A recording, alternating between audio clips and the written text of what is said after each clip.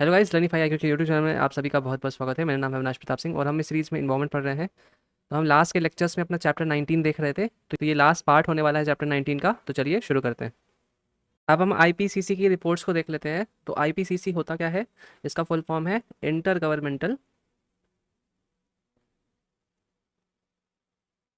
Panel on climate change, है ना। तो ये बेसिकली एक यूनाइटेड नेशंस की बॉडी है। अब इसका नाम से जैसे हमें पता चल रहा है इंटर गवर्नमेंटल, मतलब बहुत सारे गवर्नमेंट भी इन्वॉल्व हैं इसमें, उसके साथ साथ नॉन गवर्नमेंट ऑर्गेनाइजेशन भी इन्वॉल्व हैं।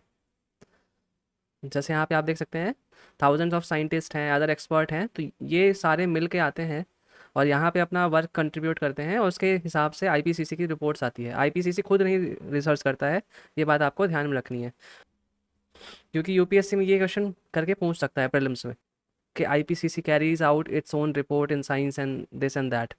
तो उस केस में आपको याद रखना है कि IPCC does not carry out its own original research. ये रिसर्च कौन करते हैं? जो साइंटिस्ट हैं इसमें पार्ट हैं, और जो एक्सपर्ट हैं वो आते हैं वॉलंटरी बेसिस में, वर्किंग ग्रुप बनते हैं यहाँ से अलग अलग, और उस वर्किंग ग्रुप की रिपोर्ट्स के बेसिस पे फिर रिपोर्ट्स आती हैं। तो यहाँ पे आप देख सकते हैं 3 वर्किंग ग्रुप हैं और एक टास्क फोर्स है। तो वर्किंग ग्रुप 1 क्या है? It aims at assessing the physical scientific basis of the climate system and climate change. तो इसमें बेसिकली होता क्या है कि जो साइंटिफिक बेसिस है, फिजिकल जो साइंस लग रही है, क्या फिनोमिनन्स हो रहे हैं जिसकी वजह से क्लाइमेट चेंज आ रहा है, उस बारे में जितनी भी रिसर्च होती है वो वर्किंग ग्रुप 1 में जाती है ना।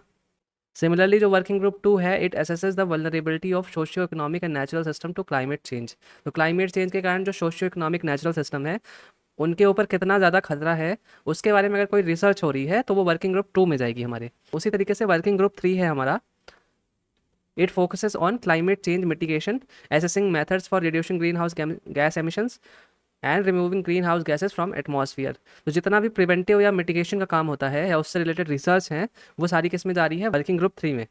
सो बेसिकली ये वर्किंग ग्रुप बॉडी जो है आपस में वर्क करती रहती है ना, अंदर ही अंदर। इसमें रिसर्च आती रहती है, इसमें डाटा आता रहता है।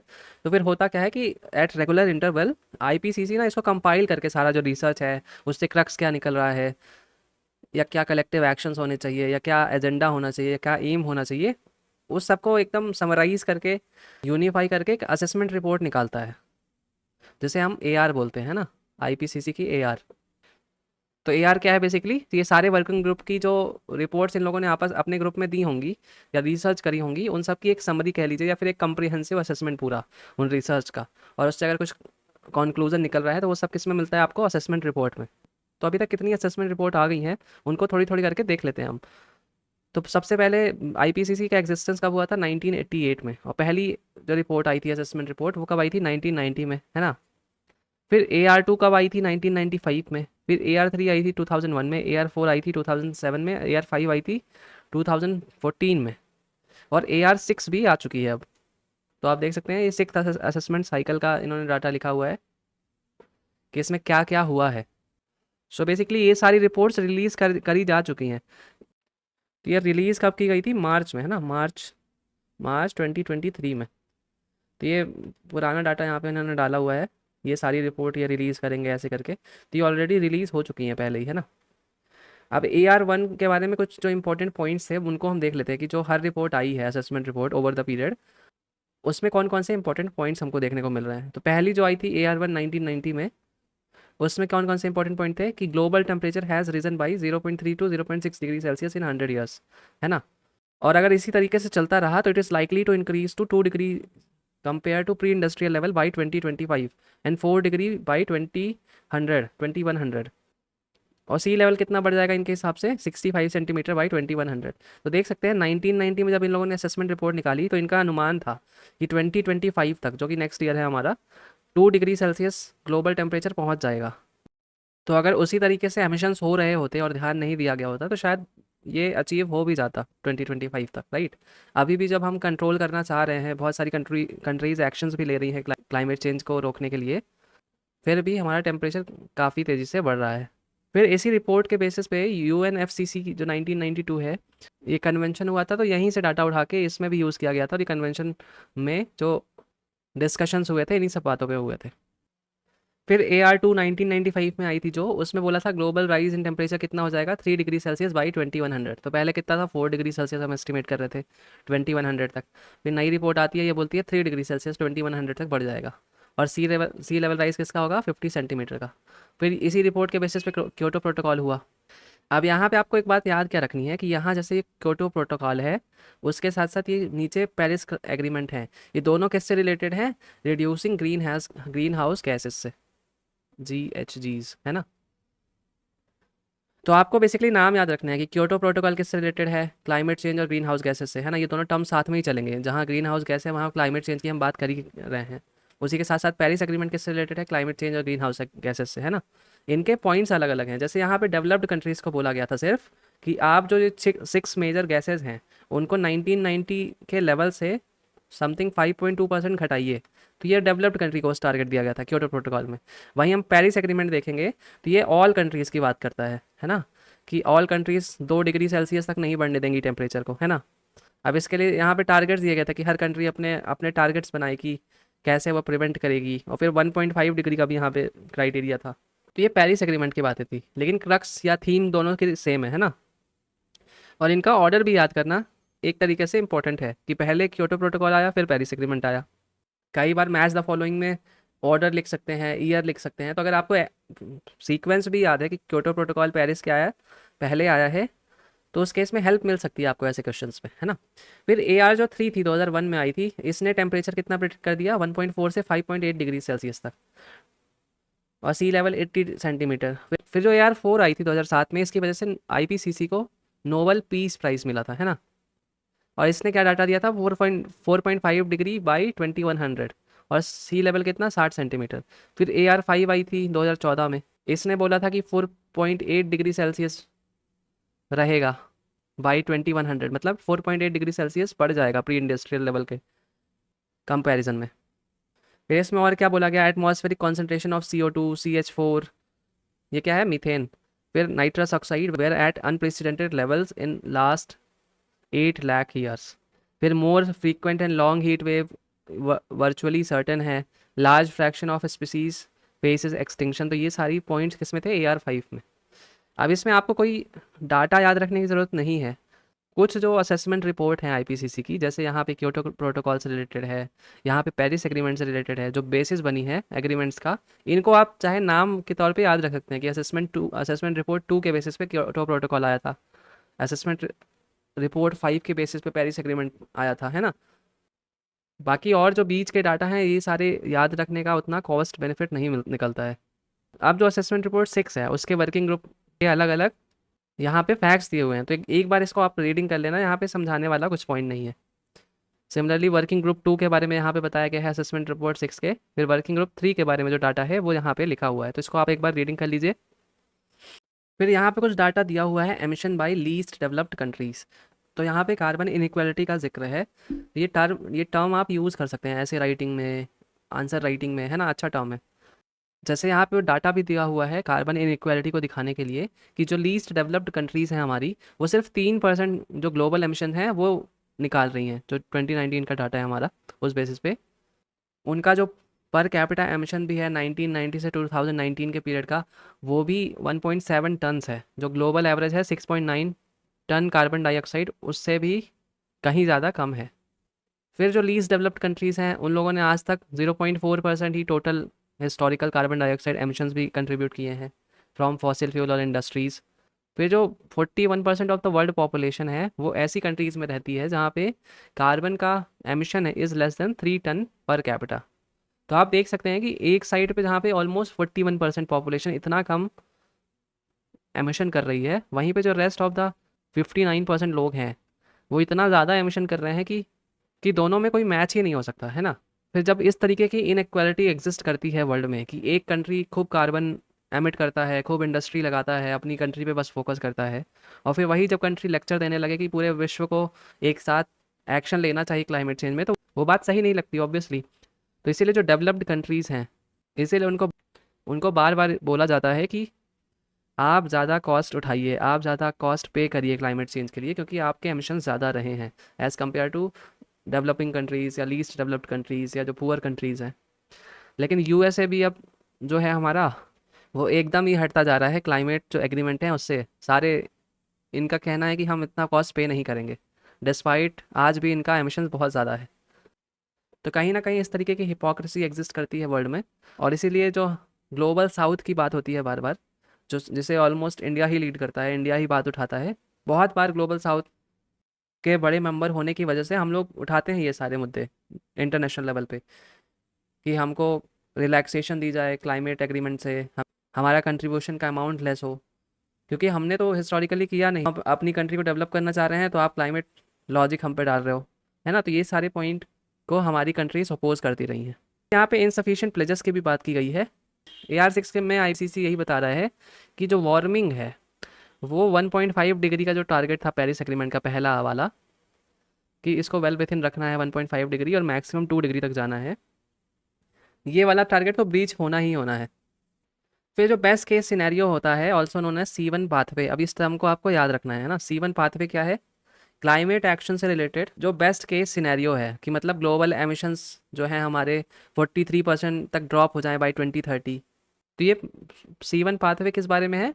ये बेस्ट केस सिनेरियो है to limit the temperature within 1.5 degree Celsius, है ना। तो इसको टर्म को याद रखिए क्योंकि ये यूनिक टर्म है C1 पाथवे। अगर आ गया कहीं पे तो आप कोई इसमें लॉजिक नहीं लगा सकते कि क्या है क्या नहीं है। फिर रिकमेंडेड सॉल्यूशंस हैं, देख सकते हैं आप, एक बार इसकी रीडिंग कर लीजिएगा, है ना। फिर लो एमिशंस टेक्नोलॉजीज़ के बारे में यहाँ पे बात की गई है कि इनका जो कॉस्ट है बहुत तेज़ी से गिरा है 2010 के टर्म में।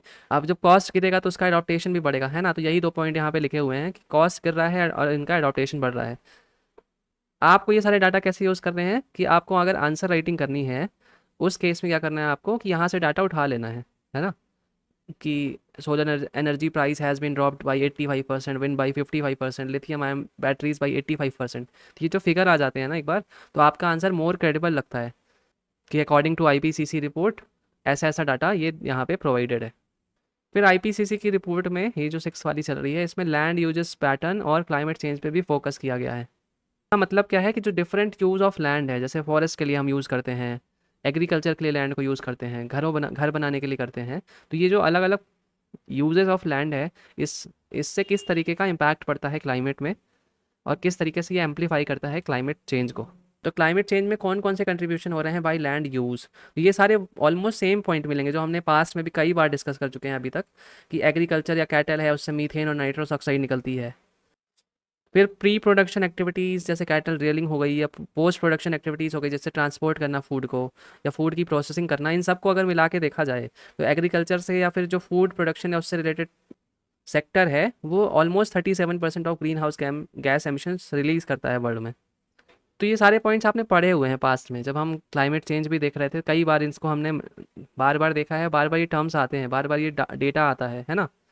तो जब आप मेंस की कोई कॉपी बनाएंगे तो कोई अगर उसका हेडिंग देंगे क्लाइमेट चेंज, है ना, किसी पेज का, तो वहाँ पे ये डाटा लिख दीजिए कि एग्रीकल्चर से या फिर फूड प्रोसेसिंग से इतना कंट्रीब्यूशन है 37%, और यहाँ पे साइड में IPCC 6 असेसमेंट ऐसे करके लिख दीजिए, ताकि ये एक छोटे से पॉइंट में ही रहे लेकिन आपको याद रहे। फिर आप वहाँ पे लिख सको जाकर according to IPCC 6 assessment report, agriculture sector contributes almost, या फिर food production sector contributes almost 37% of GHG emissions.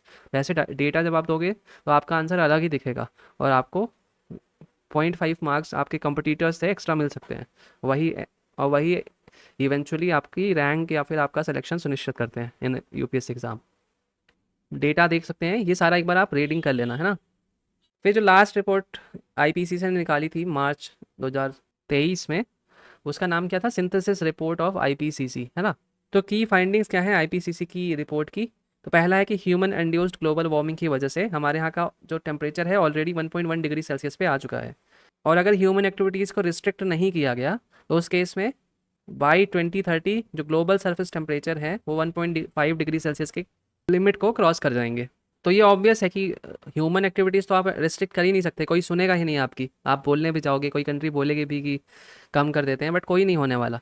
तो ये अगर टारगेट है तो ऑलमोस्ट अगर 2030 दिया हुआ है तो उसको ना भी माने तो 2030 2035 तक ये टारगेट ब्रीच हो ही जाना है, क्योंकि people are not going to listen. Countries अपने प्रॉफिट के आगे ये सब नहीं देखते इवेंचुअली। फिर है मैल एडाप्टेशन। सो मैल एडाप्टेशन का मतलब क्या होता है? कि अगर कोई एक्शन जो जो मेजर्स हम लेते हैं क्लाइमेट चेंज से बचने के लिए उसका कोई और नेगेटिव कॉन्सिक्वेंस निकल जाए तो उसको हम बोलते हैं मैल अडॉप्टेशन। अब जैसे हम सी वॉल का कॉन्सेप्ट देख रहे थे, तो सी वॉल आपने बना दी, समुद्र है अगर सपोज करिए, इधर से वेव आ रही है और यहाँ पे अगर वॉल से टकराती थी, है ना, तो हमने बनाया किससे, क्लाइमेट चेंज से बचने के लिए, कि अगर कोई फास्ट तरीके से सुनामी आए या सी लेवल राइज हो एक लेवल के बियॉन्ड, तो उससे बचा जा सके, है ना। लेकिन इसका नेगेटिव इम्पैक्ट भी देखने को मिलता है, जैसे घाना के एग्जांपल में हमने देखा था। घाना कंट्री है अफ्रीका में, वहाँ पे क्या हुआ कि इन्होंने पूरी वॉल ये जो है इसके ऊपर ही घर बना के बेचने शुरू कर दिए। तो ये एक मैल अडाप्टेशन का एग्जांपल है।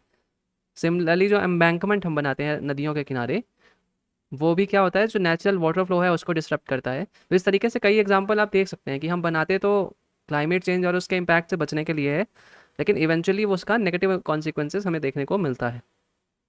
अब यहाँ पे एक बार आप टाइमलाइन देख सकते हैं, तो ये टाइमलाइन बहुत ही अच्छी है एक तरीके से।